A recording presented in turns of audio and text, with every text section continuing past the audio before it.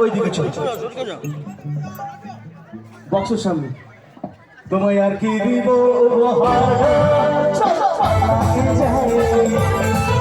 এই ফাগুনি পূর্ণিমা চলো